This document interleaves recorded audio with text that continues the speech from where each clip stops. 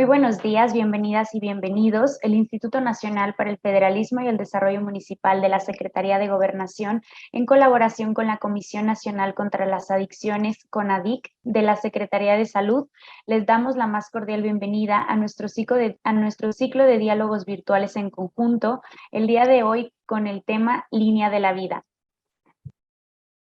Agradecemos el interés de las autoridades estatales y municipales que nos acompañan en esta sesión, esperando este relevante tema sea de su utilidad. Les comentamos que en caso de presentarse una situación no planeada durante la sesión, ya sea un sismo, pérdida de conexión a internet o pérdida de luz, restableceremos la conexión para dar seguimiento en el momento que nos sea posible. Gracias por su comprensión. A nombre del INAFED me permito presentar a nuestro titular, el licenciado Ignacio Ovalle Fernández, y por parte de la Secretaría de Salud, principalmente enviamos un saludo afectuoso a la doctora Evalinda Barrón Velázquez, directora general de la Comisión Nacional contra las Adicciones y coordinadora técnica de la Estrategia Nacional para la Prevención de Adicciones, a quien de igual forma agradecemos la colaboración y el trabajo que se ha realizado de una manera en conjunto para poder realizar estas sesiones. También queremos saludar con gusto y darle la más cordial bienvenida a la doctora Alexis Bojorge Estrada, subdirectora de la Línea de la Vida de la Comisión Nacional contra las Adicciones, quien estará a cargo de impartirnos esta sesión. Y a continuación me permito cederle el uso de la voz al licenciado Ignacio Ovalle Fernández, titular del INAFED, para que nos brinde el mensaje de bienvenida. Adelante, por favor, coordinador, le escuchamos. Muchas gracias, Andrea. Mis primeras palabras en nombre de la Secretaría de Gobernación, a donde está integrado este Instituto para el Federalismo y el Desarrollo Municipal, INAFED, que es una institución amiga de todos quienes están participando en este diálogo.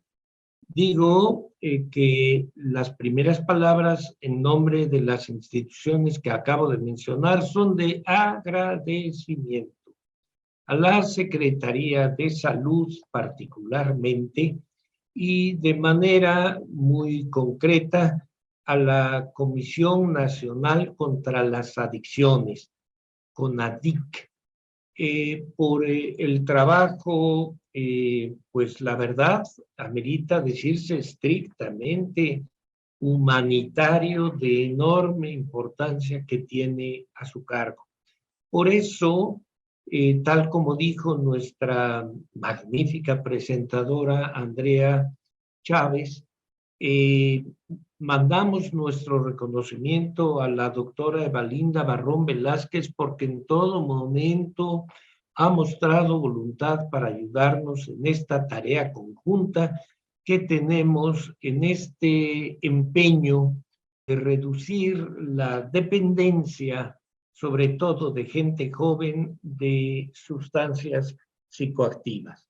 A mí me parece importante el día de hoy hacer notar ante todos ustedes la importancia que el gobierno de la República en su conjunto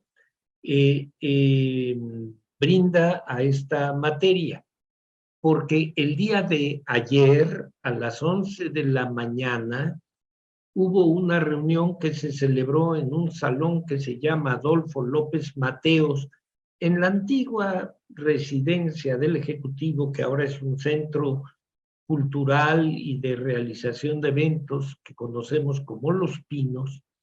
Hubo una reunión al que asistieron representantes de 30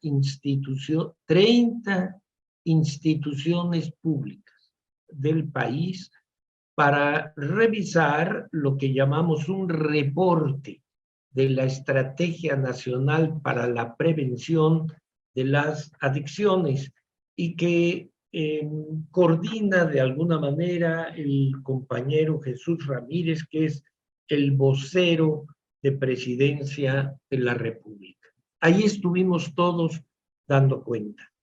Y por supuesto, como ustedes imaginarán, una de las búsquedas es no nada más cómo atender a la gente, porque el tema de las adicciones es fundamentalmente un tema de salud y educación.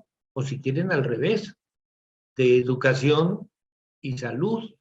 Pero siempre que se habla de adicciones o una palabra mucho más fuerte e incómoda que es del consumo de drogas, lo que el ciudadano común trae a la cabeza son las acciones delictivas, que muchas veces están asociadas a ese mundo o a ese comercio.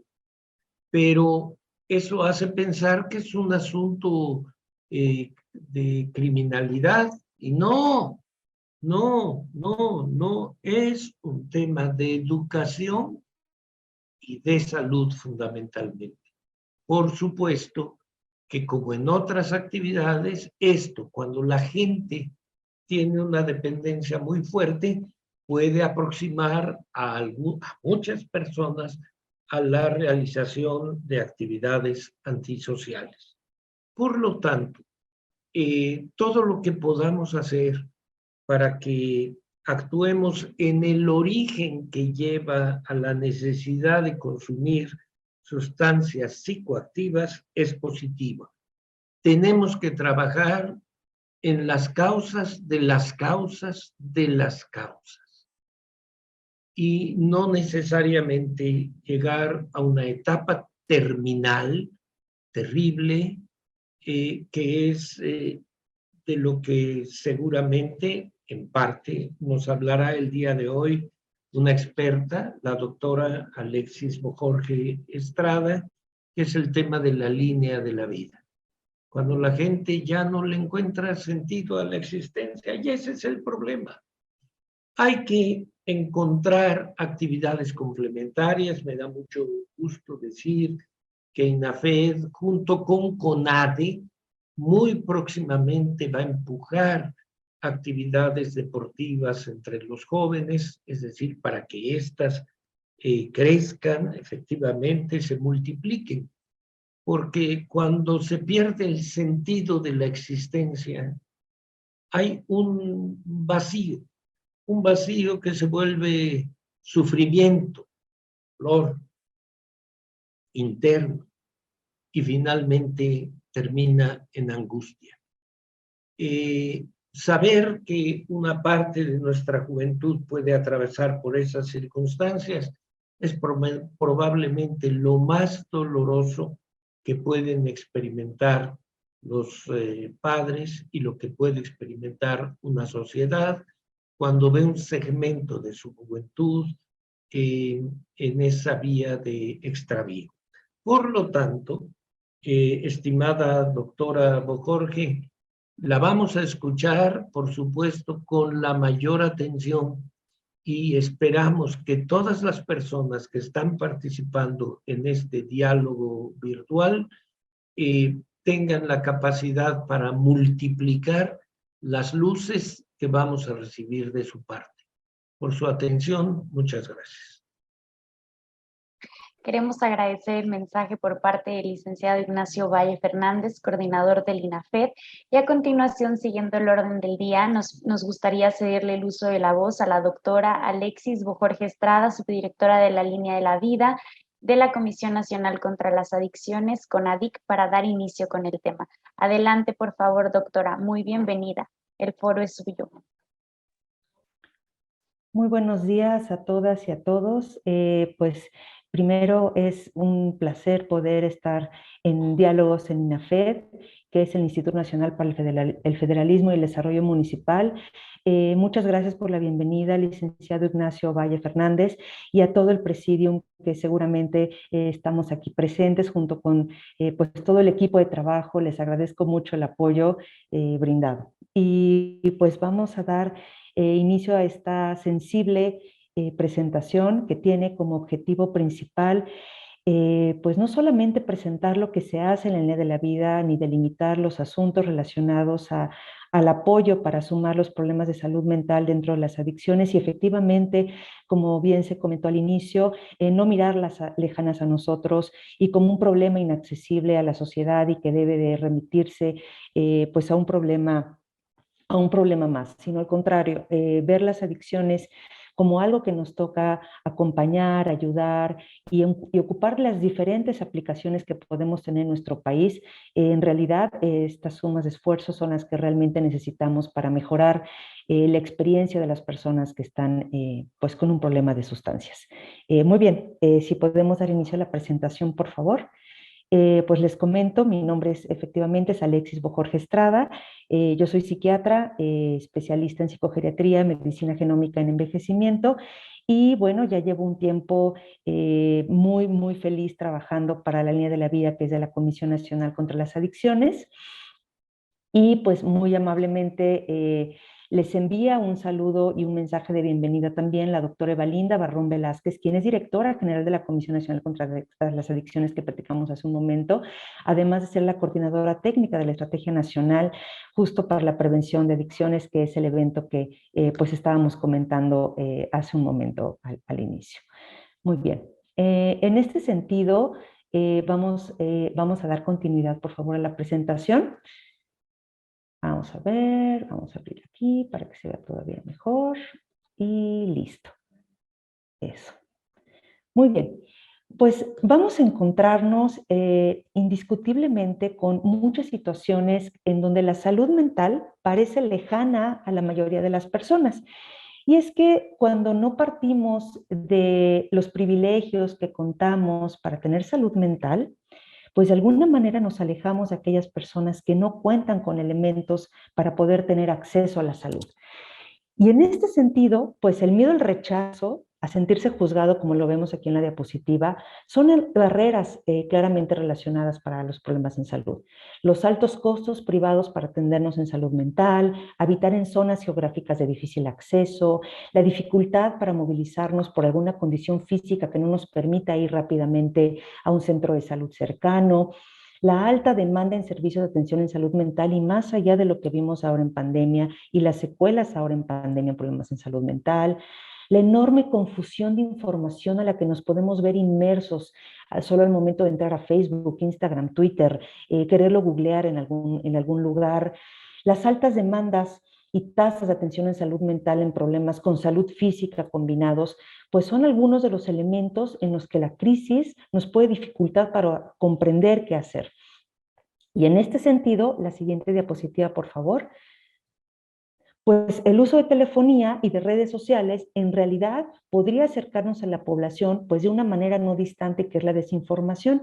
Si reconocemos la ubicuidad de tecnologías que son los teléfonos básicos en nuestro país, podremos decir que al menos en las últimas encuestas, pues alrededor de 84.1 millones de personas cuentan al menos con Internet y 82.2 millones con un teléfono.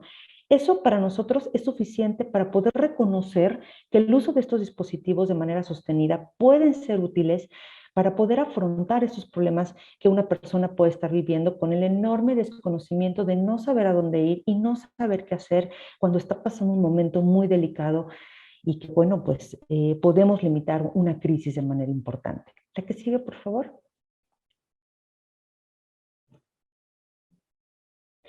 Es así que la línea de la vida de la Comisión Nacional contra las Adicciones, a su vez, se alinea con programas estratégicos para poder brindar protección a la salud a los mexicanos, contando con diversidad, ciclo de vida, pertinencia cultural, con una intervención telefónica en redes en materias en problemas de salud mental. Y esto, pues, para poder ahondar en los principales problemas de morbo y mortalidad de nuestra población derivado de estos problemas. La prevención, la reducción de riesgos que vamos a hablar a continuación es sumamente importante. ¿Por qué? Porque nos permite brindar información confiable, orientación e intervención psicológica breve, pues básicamente en la de la vida los 365 días del año, las 24 horas. Estamos distribuidos por un personal especializado, la mayoría lleva al menos en la línea trabajando los últimos entre 15 y 20 años. Entonces la experiencia que sí suma cuando estamos atendiendo continuamente, ahondado además a estarnos capacitando continuamente, pues nos permite implementar acciones de capacitación y prevención y promoción de la salud para que entonces la línea de la vida cuente con las herramientas suficientes para estar al frente de esta atención que es continua en salud mental vía telefónica y vía redes. La que sigue, por favor. De esta manera, la línea de la vida, además de vincularse con los 3 elementos que platicamos hace un momento, pues nos vinculamos a la norma oficial mexicana 028, que es básicamente el conjunto de herramientas dirigidas hacia la prevención. ¿Por qué? Porque la prevención nos permite muchas cosas. No la vamos a ver como un lugar distinto y distante. La prevención deberíamos ocuparla en un primer, en un segundo y en un tercer nivel de atención de manera continua. ¿Por qué? Porque nos permite regular, reducir, evitar, identificar, eliminar y sobre todo en las personas que ya están con un consumo continuo y que no desean reducirlo, acompañar, que es algo muy importante, porque esto nos permite incidir en consecuencias no solamente mentales, físicas, sociales, económicas, familiares, ambientales, que finalmente están involucrados en este continuum en tema de adicciones. La que sigue, por favor. Y solo para dejar los enfoques claros en prevención para aquellos miembros de esta presentación que no tengan como estas herramientas, pues la prevención tenemos que reconsiderarla desde 3 lugares, desde la universal, desde la selectiva y desde la indicada. En la siguiente diapositiva les voy a comentar muy brevemente a qué nos referimos con cada una de ellas. Y es que la prevención universal tiene que ver con toda la población, es decir, niñas, niños, adolescentes, mujeres, hombres, género, edades que quieren saber qué es un tema de problemas en salud mental, qué es depresión, qué es ansiedad, qué es un trastorno, qué es un ataque de pánico, qué es ansiedad generalizada, cuándo puedo considerar que estoy en crisis, cuándo es tristeza, cuándo es depresión, cuáles son las diferencias entre esto. Eso nos permite brindar información universal. La prevención selectiva tiene que ver con aquellos grupos de personas que ya están en un consumo y donde podemos incidir, si no bien para la eliminación completa de la sustancia, que sería pues un objetivo maravilloso, pues reducir el riesgo en el consumo. Y la indicada tiene que ver con aquella población que si bien no está en un consumo constante, no tiene un tema de dependencia como tal en términos ya clínicos, ya ha tenido algún consumo, ya sea experimental y por alguna u otra razón que vamos a ver también a continuación de qué elementos nos hacen consumir sustancias, están involucradas en el tema.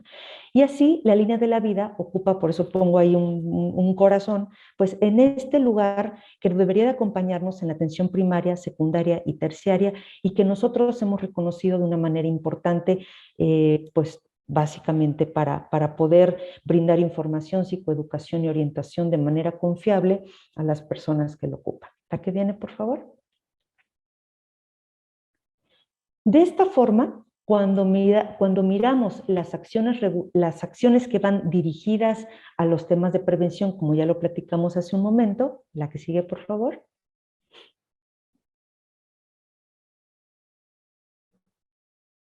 La que sigue.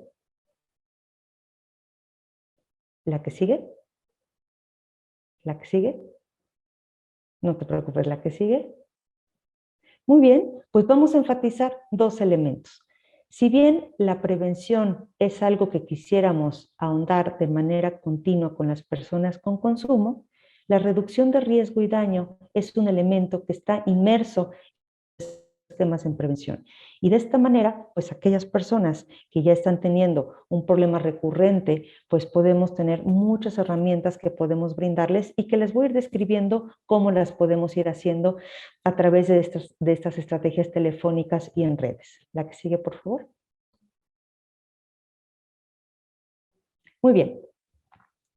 Antes de ahondar profundamente en esto, quisiera que supieran que la línea de la vida tiene al menos 20 años funcionando de manera continua en el país.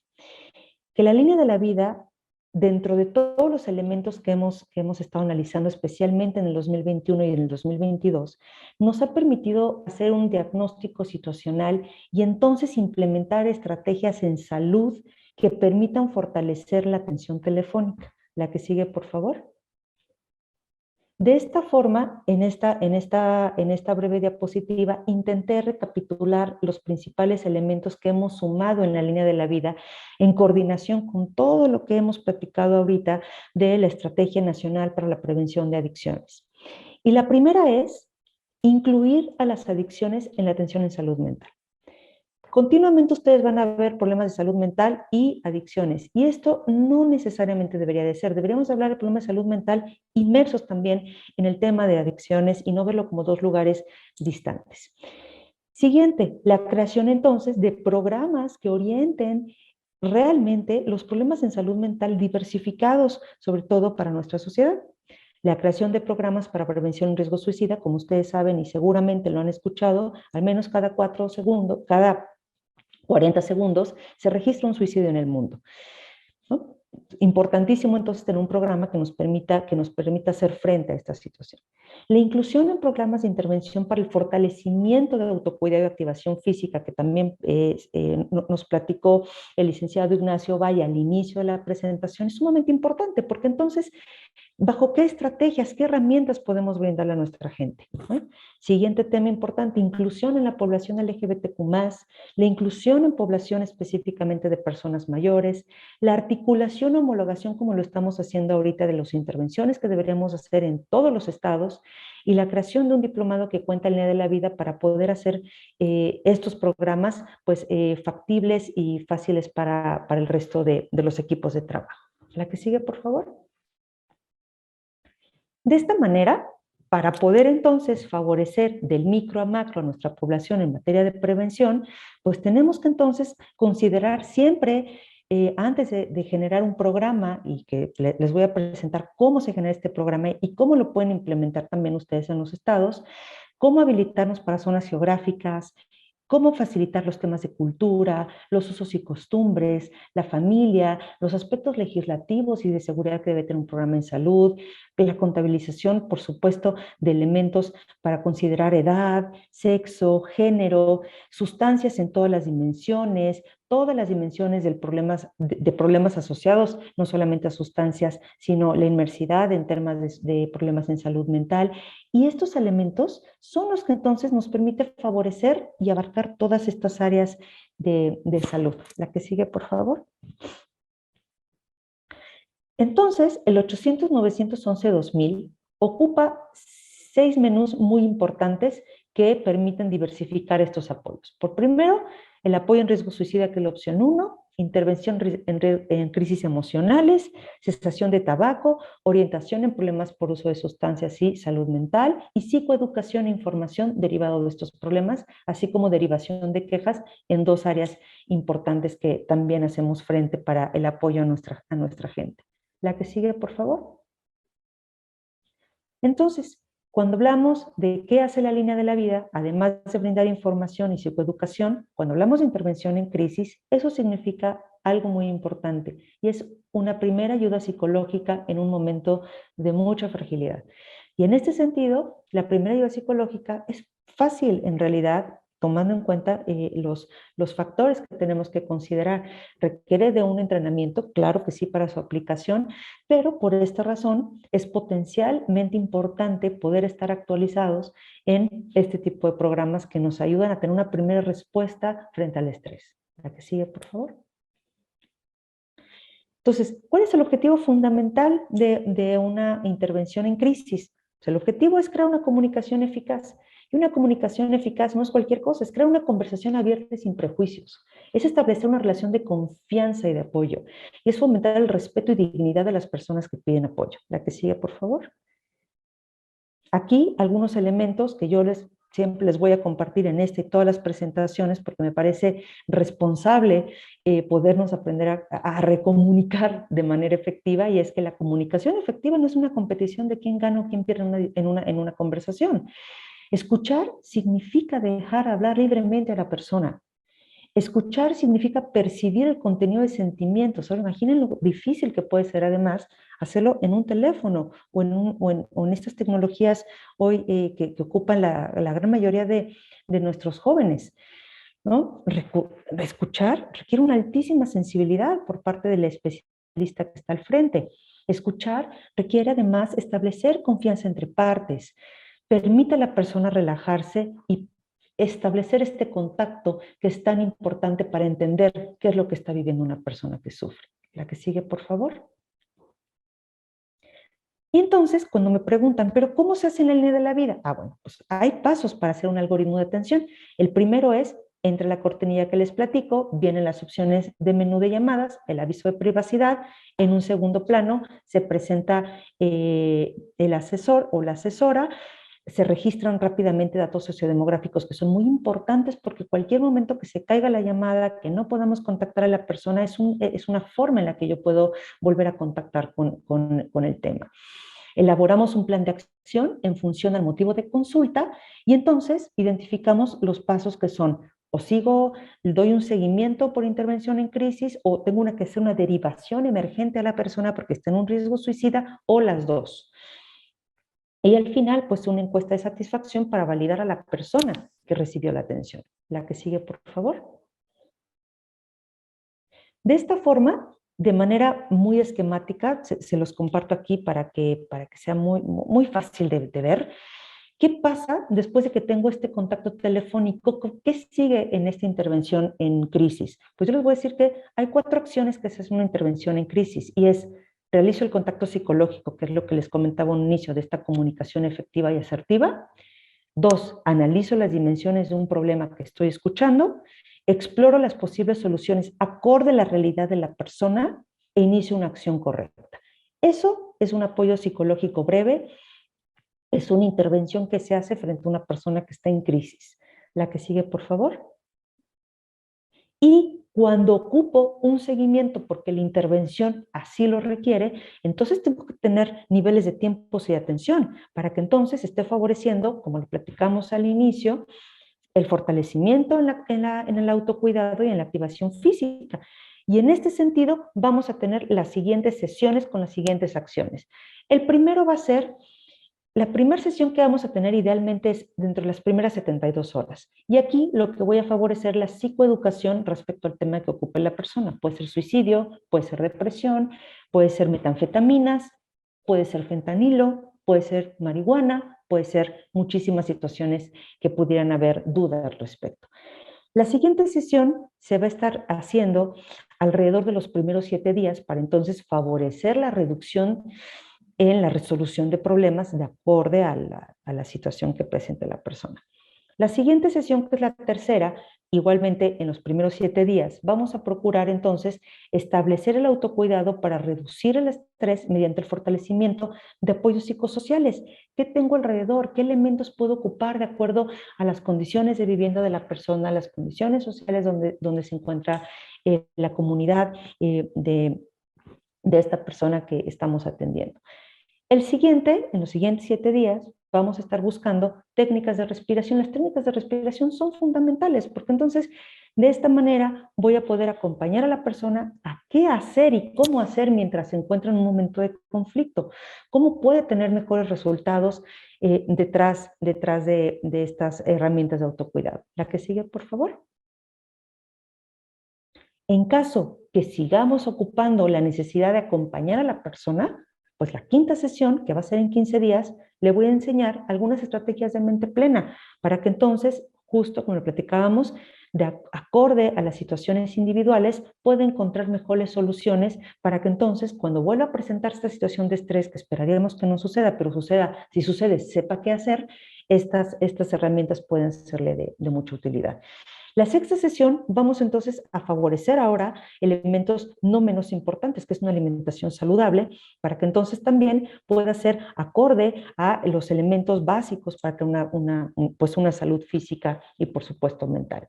La séptima viene algo muy importante y es activación física y fortalecer todos los elementos en los que podamos nosotros acompañar a la persona a que si lo está haciendo, luego de manera rutinaria, si no lo está haciendo, invitarle a hacerlo y cómo puede hacerlo para cuidar de su salud.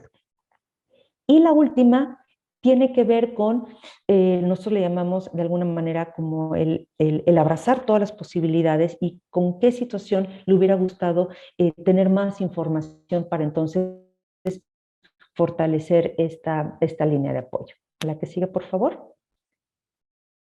Y entonces, ¿qué fue importante hasta ahorita? Como breve resumen, la línea de atención telefónica, además de brindar información, psicoeducación e intervención, la intervención en crisis tiene que ver con 4 estrategias de apoyo psicológico y estas pueden continuar en un seguimiento donde se estén fortaleciendo la activación física, los elementos de autocuidado, que son elementos fundamentales y que anteriormente pues no tenían la claridad para poderse establecer como ahora lo hemos hecho. Ahora, esta pregunta es muy frecuente que me hagan, y sobre todo en reuniones que hemos tenido con estados también.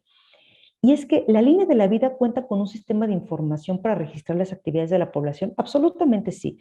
Y un sistema de información que nos permite muchísimo registrar, actualizar, dar seguimiento, capturar, disponer de información de reportes de los tamizajes que estemos elaborando para el tema de salud mental o sustancias, registrar los patrones de consumo, registrar información de derivación y sobre todo obtener informes en tiempo real. La que sigue, por favor. De esta forma, pues una plantilla de registro que con mucho gusto les puedo compartir y también podemos elaborar en algún momento como un ejercicio, pues nos permite no solo capturar, recopilar, sistematizar, analizar, sino además la mejora continua de programas. Vamos a ver a continuación algunos breves resultados para que entonces pongamos en práctica a qué nos referimos con mejora de programas operativos. La que sigue, que tiene que ver con orientación, psicoeducación e información.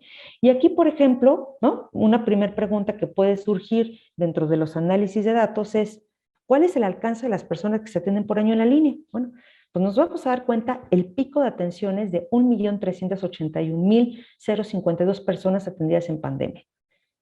Para el 2021, 50.087. Y lo que llevamos ahorita del año, 22.000 personas. Entonces, esto nos permite ver si requerimos apoyo con otras instancias, cómo las vamos a establecer, cómo limitar los tiempos de espera en las personas que están pidiendo apoyo y muchas cosas más. La que sigue, por favor. Aquí, por ejemplo, ¿no? Dentro de muchas cosas más, doy seguimiento a esa frase y es que, ¿cuál es el alcance entonces de las personas atendidas por mes?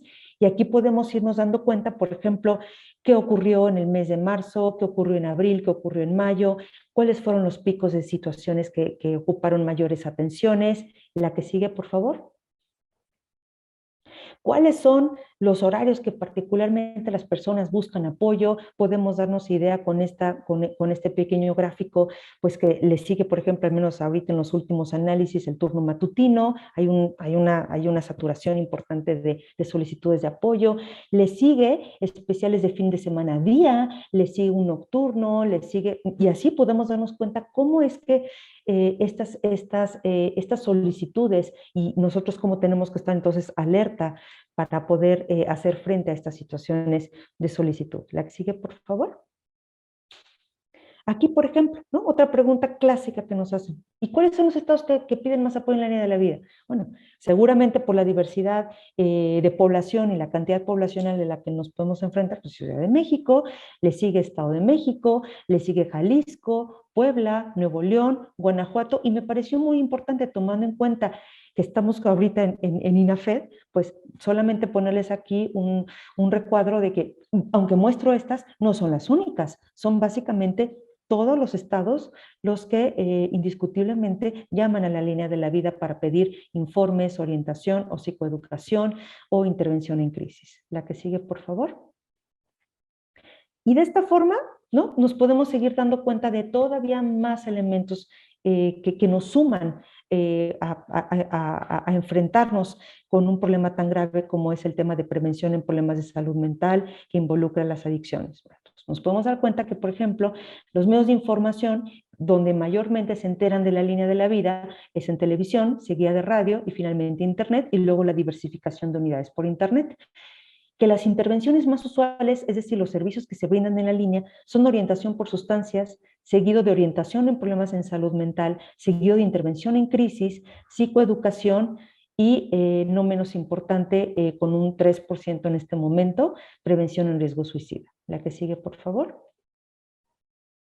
Nos podemos enterar que los problemas en salud mental, que son muy importantes para todos, todas y todos nosotros, pues sigue siendo depresión, ocupando el 25%, seguido de ansiedad generalizada, seguido del tema de sustancias psicoactivas, y muy importante, y por eso lo puse, el 13% siente que tiene algo, pero todavía no sabe exactamente qué es, y entonces desconoce, pero sabe que tiene algo, ¿no?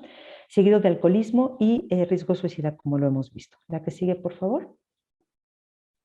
Y entonces en estos termómetros, ¿no? Que al menos así lo puedo visualizar como clínica en este sentido de cómo se comportan los problemas en salud mental. Bueno, pues entonces, ¿y qué está pasando con los problemas en salud física asociados a los problemas en salud mental? Que como sabemos, la gran mayoría están indiscutiblemente vinculados, pero descuidados, ¿no? Entonces podemos darnos cuenta que, miren, el 86% de las personas desconoce que tiene un problema en salud. Eso es muy importante, porque entonces nos permite enfatizar en estrategias de prevención, seguido de lo que reconocemos habitualmente, diabetes e hipertensión. La que sigue, por favor. Ahora, vámonos a sustancias. Este gráfico lo que quiere mostrarles es a qué edad empieza un consumo de sustancias, cuál es la sustancia que particularmente tiene un mayor consumo y a qué asocia la persona al consumo, ¿no? Entonces, la edad de inicio siguen siendo 17 años, como los registros que hemos tenido en los últimos meses. La primera sustancia de contacto es alcohol, alrededor del 46%, siguiendo cannabis en flor, siguiendo tabaco regular y siguiendo con cocaína en base y crack. Y esto tiene que ver también, ya lo podemos analizar en momentos después, a qué poblaciones se encuentra y bajo qué condiciones, que eso es muy valioso para saber qué hacer con nuestra gente. Y finalmente, la asociación del consumo, que esta pregunta es entonces, ¿a qué asocias el consumo? ¿Qué te hace sentir el uso de cocaína, de crack? ¿Bajo qué condiciones buscas la sustancia? Pues nos encontramos que el 45% es para sentirse mejor. Entonces la persona está sufriendo, seguido, para relajarse, para socializar, para estimularse. Entonces hay un factor condicionante, claro, que si bien lo reconocemos en la literatura, con esto podemos reconocerlo en la población. ¿Qué está pasando a nuestra gente? ¿No? La que sigue, por favor. Y ahora, cuando hablamos en este gráfico, que básicamente ya con esto vamos a terminar y con el de nivel de dependencia, pues nos vamos a encontrar que ahora la sustancia de impacto, que no es lo mismo que la de inicio, porque la de inicio tiene que ver con que empecé yo a ocupar sustancias en algún momento de mi vida, esa tiene que ver con cuáles me están generando dependencia en términos clínicos. Y aquí nos vamos a encontrar que efectivamente el 30% se reconoce que son metanfetaminas. Le sigue alcohol, le sigue cannabis, le sigue cocaína y le sigue tabaco. Y en muchos de los casos, pues las comorbilidades que ustedes reconocen entre estimulantes tabaco, estimulantes alcohol, estimulantes cannabis y todas las diversidades que pueden haber con esta patología dual. Y pues el riesgo de dependencia de la primera sustancia de impacto, pues aquí nos vamos a encontrar, estimado, pues todas y todos, pues nos vamos a encontrar que efectivamente alrededor del 83% sí hay un riesgo de dependencia a la primera sustancia. ¿La que sigue? Ahora, ¿cómo crear un programa de prevención a distancia? ¿No? Una línea de la vida. ¿La que sigue? Y esa es una pregunta que nos hacen todo el tiempo. Pues hay que elaborar un plan y un cronograma para establecer, por ejemplo, aquí les comparto cómo hicimos el de prevención en riesgo suicida con un equipo muy fuerte liderado por la maestra Diana Tejadilla. Y aquí podemos ver que el primer componente pues, es definir el problema, ¿no? Bajo qué condiciones vamos a iniciar un programa y un protocolo. Analizamos el problema en términos de conocer el entorno, ¿no? de esta problemática y ver entonces con qué manuales cuento y cuáles existen y cómo vamos a juntar estos algoritmos para integrarlos en uno solo. Finalmente, el tercero es pues, definir el objetivo, que es gestionar entonces la capacitación de nuestra gente en torno ya al material que hemos reconocido para esta implementación. La que sigue, por favor. Y por ejemplo, ¿cómo sucederían esas tres líneas? Bueno, pues con esta gráfica pretendo, perdón, con esta imagen en secuencia, pues pretendo compartirles cómo es que se harían los niveles anteriores. Entonces aquí, por ejemplo, identifico un problema en salud, ¿no? Ya tengo suicidio. Okay. Suicidio, vamos a diversificarlo de acuerdo a MHGAP en 3 protocolos. Los protocolos tienen que ver con la gravedad de autolesión y la gravedad de autolesión tiene que ver con la unidad de derivación para reducir el riesgo, ¿no? Entonces, por ejemplo, protocolo 1, que es un acto médicamente grave de autolesión, unidad general.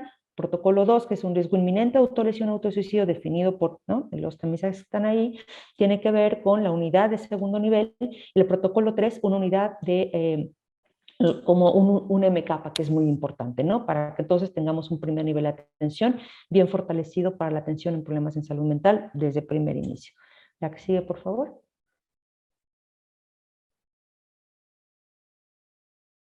Y de esta manera, pues vamos dando secuencia a cómo implementar este programa y tenemos un cuarto, un quinto y un sexto componente y tiene que ver básicamente con las determinantes pues efectivas del programa, la instrumentación y la evaluación que nos va a permitir tener pues estos datos para entonces poder estar midiendo la efectividad del programa, los niveles de intervenciones, los grupos de edad, todas las determinantes sociales y qué elementos tocan estar reconociendo para poder incidir sobre ellos. La que sigue, por favor.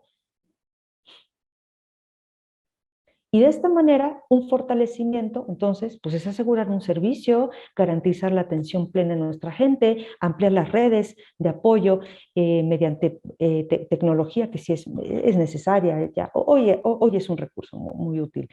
Y esto pues, nos permite asegurar adherencias a normativas también, para entonces procurar programas de mejora continua y adecuadas tomas de decisiones en torno a nuestra población, ¿no? Evidentemente no va a ser lo mismo los entornos poblacionales en diferentes estados que Ciudad de México, y eso es muy importante porque entonces los problemas de salud los vamos a ver desde el micro, que es el lugar donde lo está viviendo pues, la persona, ¿no? La que sigue, por favor.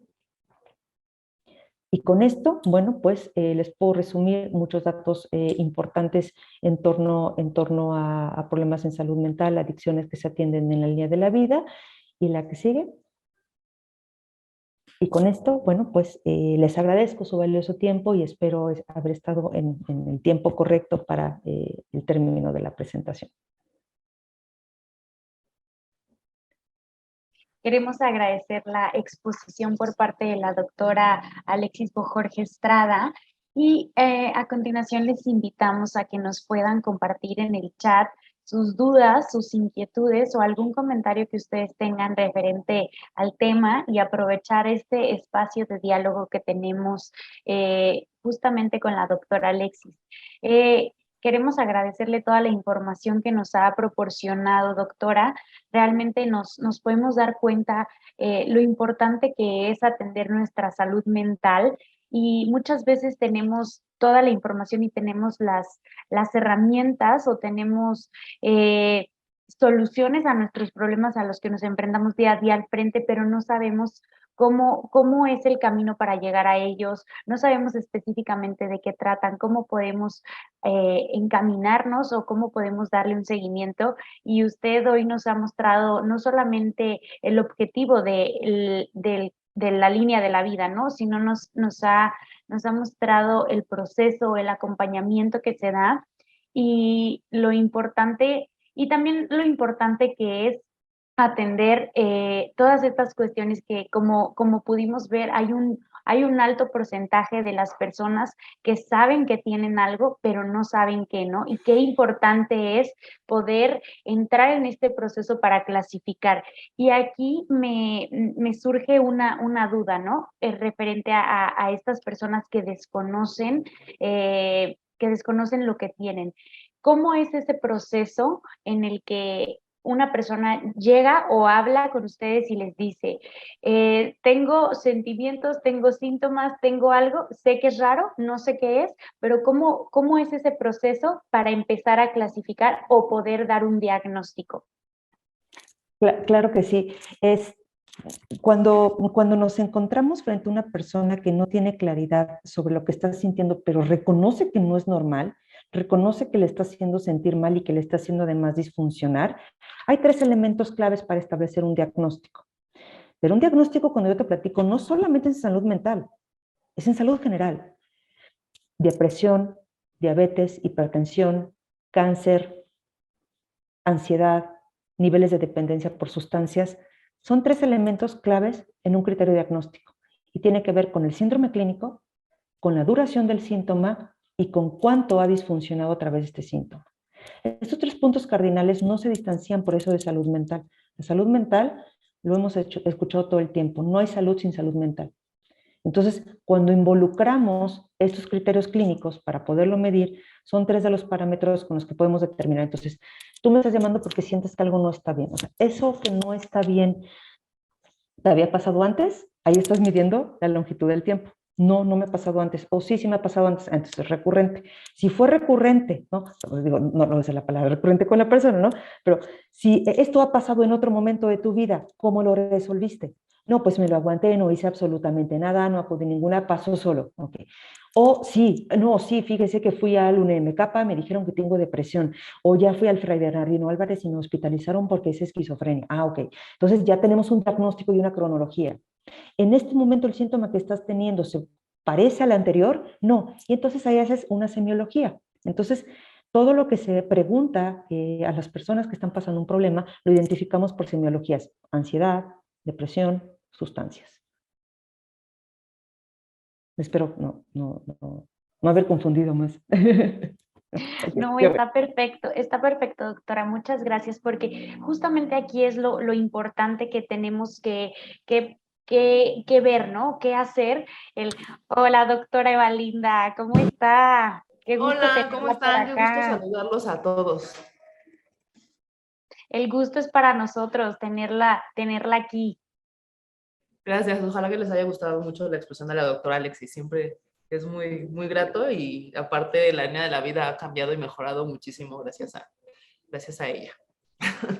No, Bueno, muchísimas gracias a ustedes. Justo es lo que estamos viendo, toda esta importante información, cómo es que podemos hacerla llegar a más personas para que pueda seguirse implementando de la grandiosa manera que ya nos ha mostrado la doctora Alexis. Muchas gracias, doctora Evalinda. un gusto saludarlos a todos. Hasta luego. Hasta luego. Entonces, espero no haberles confundido más. No, está perfecto, doctora Alexis. Muchas gracias. Le decía que es muy importante, sobre todo, el poner nombre a lo que sentimos, y ese es el primer paso. Y a continuación, doctora, me voy a permitir leer algunas de las preguntas que nuestros participantes nos han dejado.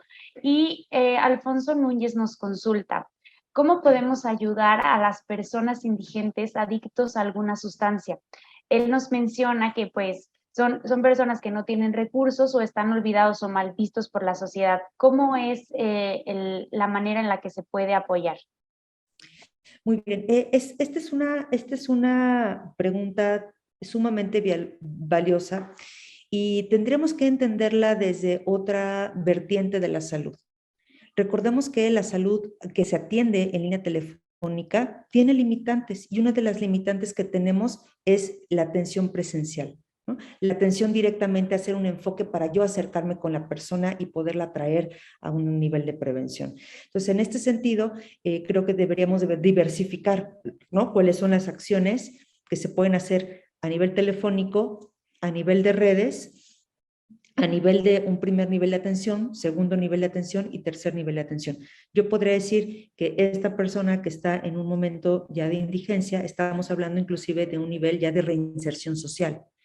Una reinserción social donde tiene que ver más bien con elementos no solamente de la ausencia de un apoyo físico, económico, sino seguramente lo que nos hemos encontrado es que hay mucha gente que tiene padecimientos en salud crónicos, salud mental, no solo físico, sino también mental crónicos.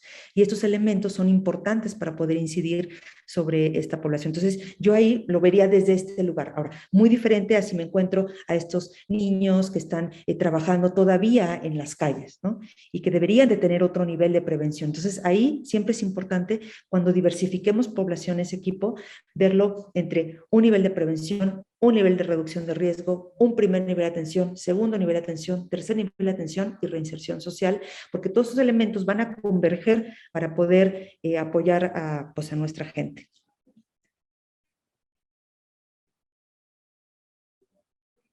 Muchas gracias, doctora. También tenemos otra participación por parte de José Guillermo Augusto, que nos dice: en Nicolás Romero no contamos con psiquiatras, algún hospital o clínica para ayuda a gente de bajos recursos de una manera cercana. Y esta pregunta va relacionado con algunas otras que he visto referente a la línea de la vida. La tenemos a nivel nacional, pero a nivel estatal o municipal, a qué instituciones o a dónde se puede acudir para tener un contacto o un acompañamiento más cercano. Perfecto. En este momento les voy a compartir una liga donde les va a poder ayudar de manera inmediata. Ahora, la línea de la vida, que es 811, 911, 2000, es un número muy importante porque además tiene un apoyo a nivel estatal, ¿no? Entonces, si usted marca, por ejemplo, de Coahuila o de Chihuahua o de Sonora o de Baja California, inmediatamente va a entrar a la misma línea de la vida. Y eso ya es un apoyo para el nivel de prevención en el que estamos platicando ahorita. Y si estamos buscando una unidad de atención en primer nivel, les voy a compartir la liga en este momento para que tengan ahí los directorios. Y ahí los directorios los estamos actualizando continuamente desde la Comisión Nacional contra Adicciones. En ese directorio van a encontrar, va a estar diversificado en 3 lugares. Los directorios de un primer nivel de atención, segundo, tercer nivel de atención. Y ahí ustedes pueden apoyarse inmediatamente de, híjole, pues no sé a dónde enviar a la persona que se encuentre en Jalisco, en la comunidad tal. En este directorio pueden ayudarse de manera rápida y sobre todo gratuita e inmediata, ¿no? Que es lo que necesitamos cuando una persona lo está pasando mal. Entonces, ahí va. Les voy a compartir la liga para que la tengan. Es que aquí aquí la Comisión Nacional contra las Adicciones. Entonces, la página es, bueno, por si no lo pueden leer, es www.gov.mx/salud/CONADIC. Y ahorita les comparto la liga aquí al chat.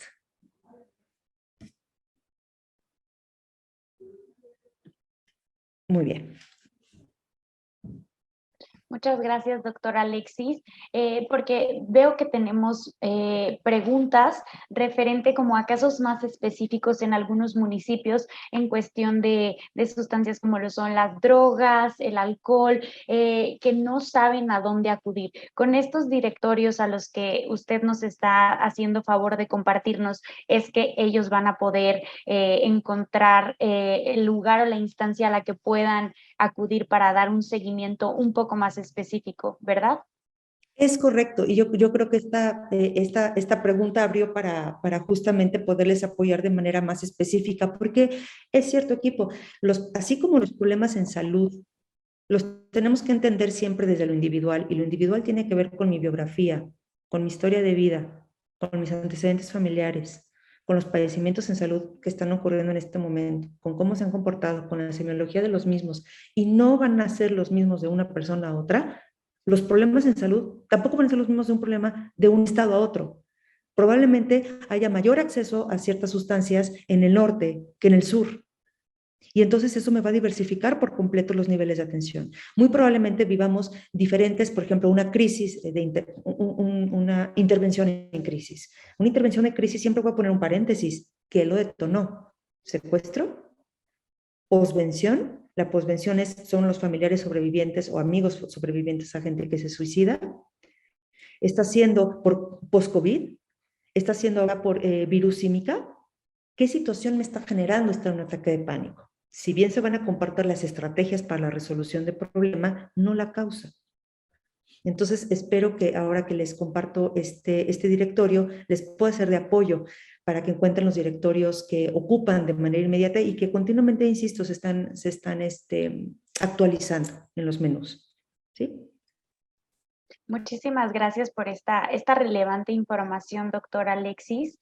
Y hablando de esta atención un poco más especializada, vemos cómo en la exposición que usted nos daba hace unos momentos, cómo es el proceso de acompañamiento en las sesiones, ¿no? Vemos que esto únicamente es por llamada telefónica. En todos los casos se tiene que sea un aproximado de 8 sesiones, es decir, que es alrededor de 3 meses por lo que entendimos, o depende de los casos, se puede extender el número de sesiones. Y otra pregunta también es si hay algún lugar en el que se pueda atender de una manera presencial o únicamente es vía telefónica. Muy bien. Línea de la vida está circunscrita a atención vía telefónica y vía de redes. Efectivamente, las sesiones van a depender del programa de atención que se está dando. Las sesiones se van a dar particularmente en intervención en crisis, cuando alguien quiere integrarse a cesación de tabaco o cuando alguien está en un programa de prevención en riesgo suicida. Las sesiones al inicio de la conversación con la persona se le va a dar el encuadre de justo el número de sesiones, las razones por las sesiones, la necesidad de acompañamiento durante este tiempo, pero van a haber muchas personas que efectivamente por, ¿no?, sus condiciones individuales te digan, ¿sabes qué? No puedo con las sesiones. O nos digan, sí, por favor, 8 sesiones. Oye, todavía me quedo con duda. Ah, muy bien, pues ahora lo que toca es una unidad cercana a tu nivel de atención, ¿no? Que son un MK. O de pronto también, por ejemplo, pueden llamar por una cuestión de psicoeducación, ¿no? Y entonces en la psicoeducación nos damos cuenta que la persona no solo quería información, está en crisis. Entonces, de no tener planeado que iba a ser un seguimiento, pues más bien, por eso les decía que se convierte de repente el seguimiento en derivación, ¿no? Entonces puedo decir, bueno, oye, te invito a que esta información que me acabas de dar ahora la podamos clarificar de una manera más personalizada en un seguimiento que constaría de esto y esto. Entonces muchas veces la persona por miedo dice, no, ya no quiero, ya, con eso está bien. Y siempre le damos la opción, ¿no?, de esta apertura telefónica, ¿no?, para poder contactarlo. Y por eso un sistema de registro pues, nos permite, cuando la persona vuelve a llamar, saber quién fue y en qué lugar se quedó, ¿no? Y ahí podemos entonces conectar con un seguimiento. Muchísimas gracias, doctora Alexis. Y referente a esto, nuestra participante Rosario Anaid nos consulta si usted podría darnos un ejemplo de cómo contener a una persona con uso de sustancias. Muy bien. Cuando planeamos cómo vamos a dar, cómo vamos a encuadrar esto, recuerden que a mayor especificación de la pregunta, mayor clarificación de la respuesta. Entonces, es una pregunta muy grande, es una pregunta muy amplia, como por ejemplo, ¿cómo puedo contener con una persona que está en un infarto agudo a miocardio? Depende de dónde se encuentre, depende de la edad, depende de los eventos previos, ¿no? Entonces, vamos a reducir un poco esta pregunta. Supongamos que llama una mamá de alrededor de 37 años que está muy preocupada porque su hijo adolescente está empezando con consumo de sustancias porque le encontró unas bolsitas de un polvo blanco que ella sospecha que pudiera ser alguna cocaína o algo así porque no sabe de sustancias y llama a la línea de la vida, ¿no? Entonces ahí ya bajamos un poco más. Y en este caso, lo que haríamos primero sería, a ver, vamos a buscar lo que llamamos nosotros datos de alarma. La persona ha tenido algún cambio en el apetito, en el ánimo, cómo se encuentra en sus actividades sociales, ¿no?, habituales. ¿Has tenido algún confrontamiento con la persona en algún momento porque esto haya pasado en otro momento de la vida? Este tema de sustancias ha impactado en la escolaridad de tu niña, de tu niño, y ahí entonces vamos, ¿no?, delimitando todo el riesgo. Vamos a poner otro ejemplo, y esta fue información y psicoeducación, ¿no?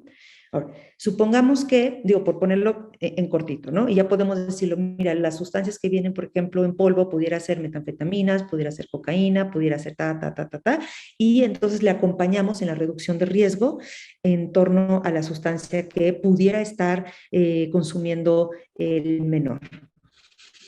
Después, supongamos que ahora es el caso contrario. Resulta que llama el adolescente, ¿no? Y te dice, pues sí, efectivamente yo no quería llamar, pero mi mamá me obligó a llamar, ¿no? Es claro, sí, nos pasa todo el tiempo. Y yo estoy, pues, básicamente aquí a punta de golpes a contestar esta llamada que no quiero contestar, no me interesa contestar, ¿no? Pero estoy forzado, ¿no? Entonces es muy clásico, ¿no? En niños, adolescentes, que el familiar dice, ay, ahora llama, porque ya hasta que yo escuche que ya hablaste con el profesional de salud, porque de aquí vas a ver qué va a pasar, ¿no? Entonces, ya que estamos ahí, pues brindamos justo, ¿no? Ahí hacemos 2 intervenciones. Por una parte, con el familiar, para que entonces no termine habiendo lo que estamos acostumbrados de la acusación y la persecución detrás de las sustancias, sino la sensibilización qué está haciendo el niño y adolescente detrás de la sustancia. Y aquí sucede mucho que, donde yo lo digo de manera no clínica, pero bajan la guardia, ¿no? Es cuando le decimos, ¿qué te hace sentir la sustancia que consumes? En lugar de estarle acusando con la sustancia, ¿no? ¿Qué estás buscando con la sustancia? ¿Has estado angustiado? ¿Has estado preocupado? ¿Te sientes más relajado? Si te sientes relajado, ¿qué otros momentos en tu vida te has sentido igual? Y entonces hacemos esta semiología otra vez para entonces bajar la acusación de la que tanto hemos platicado en estos problemas en salud mental, que lo único que terminan haciendo es que la persona huya y de todos modos lo haga. Entonces, este acercamiento mucho más sensible con esta escucha activa de qué te está haciendo consumir, en lugar de acusarte de qué estás consumiendo y cómo lo estás consumiendo y bajo qué condiciones lo estás consumiendo, por una parte me toca psicoeducarla con la familia, ¿no? Para que no me persiga el adolescente, ¿no? Y lo hagamos desde un lugar con información real. Y por otra parte la intervención, ¿no? Con la persona que lo está consumiendo.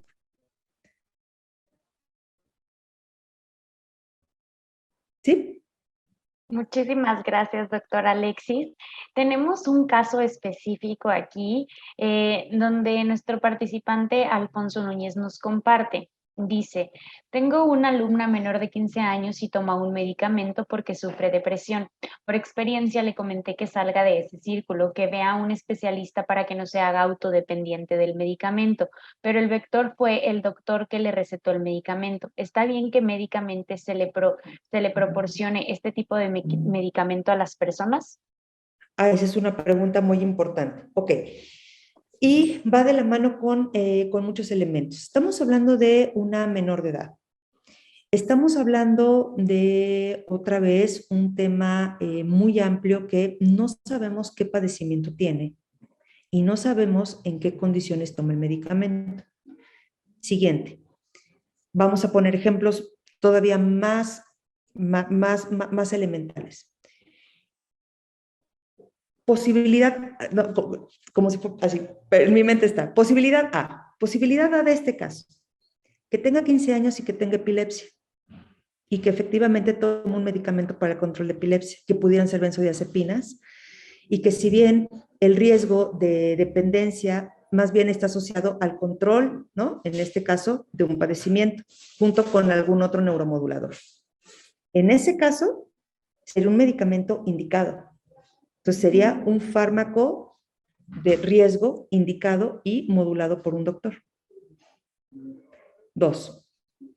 Supongamos este mismo caso, adolescente con algún padecimiento en salud que pudiera ser depresión. En caso que fuera depresión, ningún medicamento para depresión genera mayor problema, porque los medicamentos indicados para depresión, en su gran mayoría, por ser niños y adolescentes, son inhibidores de recaptura de serotonina. Y estos medicamentos no tienen un perfil de dependencia. Entonces, bajo el riesgo. Siguiente caso, otra persona de 15 años que entonces más bien se esté tomando los medicamentos de la mamá, de la abuelita o de la tía y que esté diciendo que los está tomando porque los tiene indicados. Riesgo, porque no es un fármaco que esté indicado y sí podría ser potencial riesgo. Siguiente posibilidad. Efectivamente, una niña, una adolescente de 15 años que está tomando fármacos por un padecimiento, por ejemplo, como un estrés postraumático o una ansiedad generalizada. En cualquiera de los casos, si es que está tomando benzodiazepinas, que son el único fármaco con potencial riesgo de dependencia, tendría que estar indicado por poco tiempo, a una dosificación por la edad, y el medicamento de todos modos de elección no sería ese, sería un ISRS, que es un inhibidor selectivo de la recaptura de serotonina para el control y modulación de noradrenalina detrás de la expresión fisiológica de este estado de ánimo alterado. Entonces, ¿yo qué haría? Yo lo que haría sería preguntarle, oye, y ¿no? Para clarificar si estoy en el A, en el B, en el C o en el D. Lo primero que yo haría como su profesora, le diría, oye, ¿y tienes algún problema en salud? ¿No? ¿Cuál es? ¿Te han dicho cuál es? En caso que digamos, sí, no, pues tengo efectivamente depresión, ¿qué tratamiento te están dando? ¿Te sientes mejor? ¿Te ha hecho mejor? ¿Por cuánto tiempo te lo mandaron? Sería muy importante para mí como tu profesora acompañarte junto con la parte médica y si eso lo podemos hacer, nos podría enviar, por ejemplo, un informe médico, porque con un informe médico podemos acompañarte durante el tiempo que tú ocupes tu tratamiento. Saber si te sientes bien, si te da sueño o cualquier situación que pudiera haber un efecto secundario, nosotros seríamos responsables de tu salud, pues estando aquí, ¿no? Como una escuela. Porque finalmente pues son elementos que también van a converger a nuestros alumnos. Yo preferiría que un paciente de este grupo de edad, si es que sí tiene depresión o ansiedad, esté medicado de forma adecuada, si es que así lo requiere, por un especialista, y evitar que entonces el paciente, este adolescente se te automedique entonces con metanfetaminas en la calle o con cannabis y se baje la ansiedad con cannabis o cualquier otra sustancia y sobre todo siendo menor de edad. Entonces, eso es muy importante. Saber qué está motivando a la persona a tomar una sustancia nos permite entender el trasfondo del síntoma que está queriendo ocultar. Espero no haberlo dicho tan complicado, pero no, ¿verdad? No, la verdad es que estuvo muy claro el ejemplo, doctora, y yo creo que cuando usted aterriza estas preguntas o aterriza todo en casos que ustedes viven en el día a día, es mucho más fácil para nosotros también identificar ciertas situaciones o ciertos casos específicos a los que nosotros también vemos. Entonces, lo hizo muy bien. Muchas gracias. Y tenemos una pregunta más por parte de nuestro participante Frank Jiménez vía Facebook, que es referente a si ustedes tienen algún control o tienen alguna injerencia en los diversos centros de rehabilitación de las adicciones. ¿Hay alguna relación que ustedes tengan con ellos? Muy bien, claro que sí. La Comisión Nacional contra las Adicciones tiene dentro de sus estatutos la regulación de este tipo de centros. Y entonces pueden acceder a cuáles están calificados o justamente descalificados, ¿no? Por cualquier condición que no cumpla la normativa. Y estos directorios los pueden encontrar también en la página que les acabo de compartir de www.gov.mx Salud con ADIC. Ahí están estos establecimientos que son herramientas también importantes para nuestra población, pero al menos saber que cuenta con estándares de calidad. Eso es muy importante y esos estándares de calidad sí los brinda CONADIC para estas instancias. De acuerdo, doctora, muchas gracias. También Roxy Campos nos pregunta, nos dice que es un tema muy interesante, pero si la persona que toma antidepresivos todo el tiempo quiere estar dormido, en específico con fluoxetina, ¿qué es lo que se puede sugerir? Muy buena pregunta. Muy bien. Yo te iba a decir otra vez, ¿no? Ustedes van a caminar conmigo de una manera más fácil si ponemos estos ejemplos. Entonces, si tengo un paciente que continuamente está dormido, ¿no? Puede ser dos cosas. Que está sedado por un medicamento, hablando de fármacos, que está sedado por alguna otra sustancia psicoactiva o que es un síntoma de depresión. Entonces, si es el primero por un fármaco, pues de inicio la fluoxetina no tiene una correlación con sedación, porque no es un fármaco que seda. Sin embargo, la vulnerabilidad y la variabilidad interindividual podría generar que dé cierto sueño con el medicamento, pero no sedación. Si eso está pasando, lo primero que hay que hacer es acudir con el médico que lo inició para que cambie, 1, la posología, que quiere decir la dosis, 2, el horario, 3, la molécula. ¿No? Si esto cambia y mejora, entonces, por descarte, no fue fluoxetina, como lo decía al inicio. 2, si está con una sustancia psicoactiva, entonces esto sí podría ser mucho más frecuente que genere sedación durante el día, sobre todo por la descarga de todas las sustancias dopaminérgicas y las espigas de dopa que se fueron con sustancias psicoactivas. 3, en caso que no fueran sustancias psicoactivas, que no hubiera ninguna relación, podría pensar que entonces más bien este sueño excesivo está siendo más bien un síntoma de depresión. Y si está entonces con un síntoma de depresión, ya con un medicamento, entonces el medicamento no está siendo suficiente para modular esta sedación durante el día. Y más bien es un síntoma.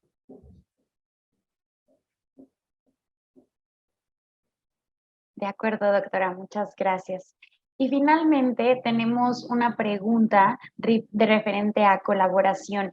Nos dicen si se podría saber la posibilidad de que una institución educativa de educación superior pueda hacer un convenio con la CONADIC para el apoyo en prevención y atención. Seguramente sí se pueden hacer porque ya se han hecho en otros momentos y aquí lo que podemos hacer es dirigirnos directamente con nuestra directora, que es la doctora Evalinda Barrón, que es la directora general de la Comisión Nacional contra Adicciones, para entonces promover esta colaboración en términos que pudiera suscitarse. De acuerdo, doctora Alexis, muchas gracias. Y de igual forma quiero aprovechar para agradecer la participación que ha generado esta presentación, gracias a las autoridades estatales y municipales que nos han dejado sus comentarios, que nos han presentado los casos también específicos con los que ustedes se han enfrentado, estas preguntas. Y referente a las preguntas de cómo se descarga la constancia, si van a poder obtener la presentación, ustedes al realizar un preregistro en nuestra plataforma, automáticamente ya cuentan con su registro y les va a llegar la constancia y la presentación que ustedes están teniendo. De igual forma, la doctora Alexis en el chat nos puso ya la liga donde podemos encontrar los directorios a nivel estatal, para poder tener un acompañamiento más cercano. De igual forma, si ustedes tienen alguna duda, alguna inquietud más adelante, podrían contactarnos y nosotros con todo gusto hacer la vinculación para dar el seguimiento a los casos específicos. Y antes de dar paso a nuestro cierre, doctora, no sé si usted tenga algún comentario adicional ya para ir cerrando nuestra sesión. Sí, por supuesto que sí, y es que el estigma, el prejuicio y la discriminación, que son elementos muy diferentes y que convergen en un solo lugar, es para generar más daño. Entonces, el estigma es una idea priorística sobre algo de lo que no tengo conocimiento. El prejuicio ya es un estado de ánimo, de rechazo, y la discriminación es la negación de los derechos.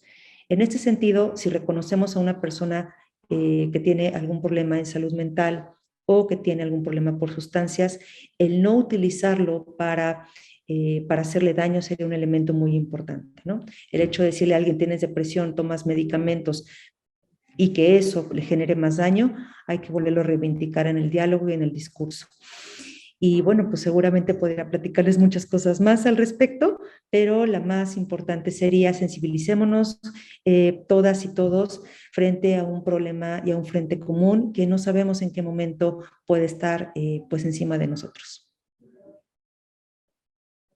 Nuevamente queremos agradecer la exposición, la información y todo lo que nos ha compartido, doctora Alexis. Creo que ha sido una sesión bastante enriquecedora, bastante práctica y sobre todo bastante realista a lo que nos enfrentamos el día a día, sobre todo con el tema pues de las adicciones. Como bien mencionaba mi coordinador al principio de la sesión, en INAFED más que nunca estamos comprometidos con la CONADIC para seguir difundiendo, para seguir llevando todas estas herramientas a los estados y a los municipios para que podamos colaborar y para que podamos contribuir a la prevención de estas adicciones, ¿no?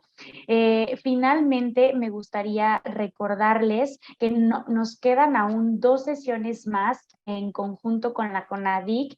La siguiente será en noviembre con el tema de violencias, una mirada desde la salud, otro tema tan relevante. Y finalmente vamos a terminar nuestro ciclo de diálogos en diciembre con el tema de riesgos a la salud de los productos de tabaco y nicotina novedosos y emergentes como lo son los vapeadores y los cigarros electrónicos. Entonces, les invitamos a que nos acompañen, a que se registren por el mismo medio en nuestra plataforma Y a nombre del INAFED y de mi titular, el licenciado Ignacio Ovalle Fernández, les agradecemos que una vez más nos acompañaron en esta sesión y que tengan muy buen día. Hasta la próxima. Muchas gracias por la invitación. Que les vaya muy bien y éxito.